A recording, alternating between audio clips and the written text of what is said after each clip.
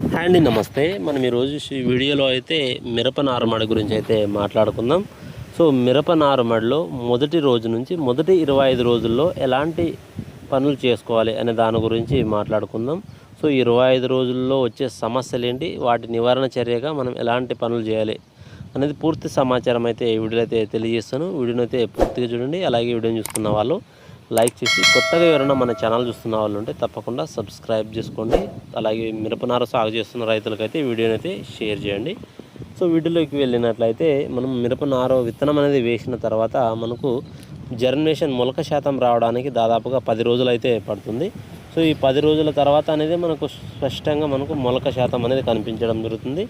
So మొలక శాతం వచ్చిన తర్వాత మొదటి దశలో వచ్చే సమస్యలు ఏంటంటే మనకు వేరుకుళ్ళు, కాండం కుళ్ళు సమస్యలు ఎక్కువగా వస్తుంటాయి.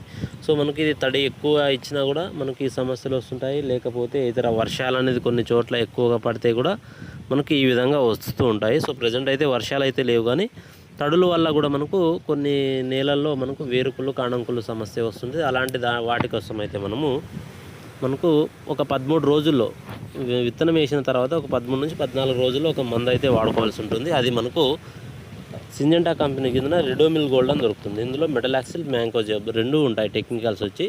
సో దీన్ని అయితే స్ప్రే చేసుకోండి, మీకు మంచి ఫలితం అయితే ఉంటుంది.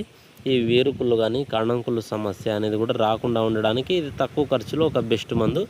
సో ఒక ట్యాంకీకి వచ్చి ఒక ప్యాకెట్ అనేది మనకు మార్కెట్లో అవైలబుల్గా ఉంటుంది. సో ఆ బుడ్డిని వచ్చి తీసుకొని మీరు కలిపి స్ప్రే చేసుకోండి, మీకు వేరుకుళ్ళు, కాండం కుళ్ళు అనేది ఉంటుంది. ఇది అవైలబుల్గా లేకపోతే బయర్ కంపెనీ అలైట్ అని దొరుకుతుంది. సో అలైట్ అయినా కూడా మీరు స్ప్రే చేసుకోవచ్చు. సో ఈ అలైట్ అనేది మనకు నార్మల్ దశను బట్టి డోసేజ్ అయితే వాడుకోండి. సో ఈ వేరుకుళ్ళు, కాండం కుళ్ళు సమస్యకైతే ఈ కాంబినేషన్లో అయితే మీరు స్ప్రే చేయండి. తర్వాత నెక్స్ట్ తెలుసుకున్నట్లయితే మనకు మిరపనారులో మళ్ళీ ఇంకో వచ్చే సమస్య ఏంటంటే కలుపు సమస్య. సో ఈ కలుపు సమస్యను అయితే నేను ఖచ్చితంగా అయితే కలుపు పడకుండా చూసుకునే విధంగానే ఉండండి మీ నారుమడిలో అయితే. ఎందుకంటే ఈ కలుపు అనేది ఎక్కువగా పడినా కూడా మనకు నీళ్లు ఎక్కువగా భూమి తీసుకోవడం వల్ల కూడా కుళ్ళుడు సమస్యలు వస్తుంటాయి. అలాగే ఎక్కువగా కలుపు సమస్య ఉంటే నారుమడిలో పురుగు సమస్య, ఈ పచ్చ పురుగు అనేది కూడా ఎక్కువగా వస్తుంటుంది. సో ఖచ్చితంగా అయితే కలుపుని తొందరగా మీకు పడిన వెంటనే కలుపు తీసుకునే విధంగా మీరు ప్రయత్నం అయితే చేయండి. అలాగే మనకు పురుగు సమస్య రాకుండా ఉండాలంటే ఖచ్చితంగా మనము కొర్టివా వాళ్ళది ట్రేజర్ అని మనకు మార్కెట్లో దొరుకుతుంది, ఒక బుడ్డి స్పినోసోడా అండ్ టెక్నికల్తో.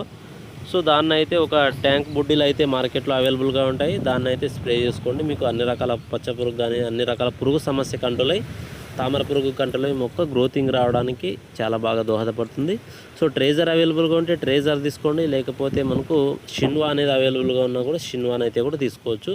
ఇందులో ఫ్లూక్సామైటమ్ అనేది ఉంటుంది. సో గ్రోతింగ్ అలాగే మనకు ముడతకి చాలా బాగా దోహదపడుతుంది. సో ఈ విధంగా అయితే ట్రై చేయండి. మీరు పురుగు సమస్య వచ్చిందనుకుంటే ఖచ్చితంగా అయితే ఈ రెండిట్లో ఏదైనా ఒకటి కలిపి స్ప్రే చేసుకోండి, మంచి ఫలితం అయితే ఉంటుంది. సో ఇంకా చాలామంది రైతులు మిరపనారు పెరగడం లేదు, ఎలాంటి ఎరువులు వేసుకోవాలనే డౌట్ కూడా చాలామంది రైతులకు అయితే ఉంటుంది. సో మిరపనారు ఎవరిదైతే నార పెరగట్లేదో అలాంటి వాళ్ళు మొదటి దశలో దాఫల ఎరువులుగా నారుమడిలో డిఏపిని అయితే వాడుకోండి. సో ఇందులో డయామినం ఫాస్ఫేట్ అనేది ఇందులో ఉంటుంది. సో డిఏపిని అయితే తీసుకోండి, మీకు వేరు వ్యవస్థ బాగా అభివృద్ధి చెంది మనకు మొక్క పెరుగుదల రావడానికి ఆస్కారం ఉంటుంది. సో ఎవరిదైతే నారుమడి పెరగట్లేదో అలాంటి వాళ్ళ మాత్రమే ఈ ఎరువు అయితే వేసుకోండి, మీకు మంచి ఫలితం అయితే ఉంటుంది. సో ఈ విధంగా అయితే నారుమడిలో మొదటి 25 రోజుల్లో యాజమాన్య పద్ధతులు అయితే చేసుకోండి.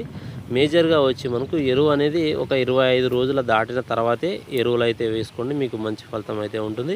సో నారుమడికి సంబంధించి ఏమైనా డౌట్స్ ఉంటే కామెంట్ చేయండి.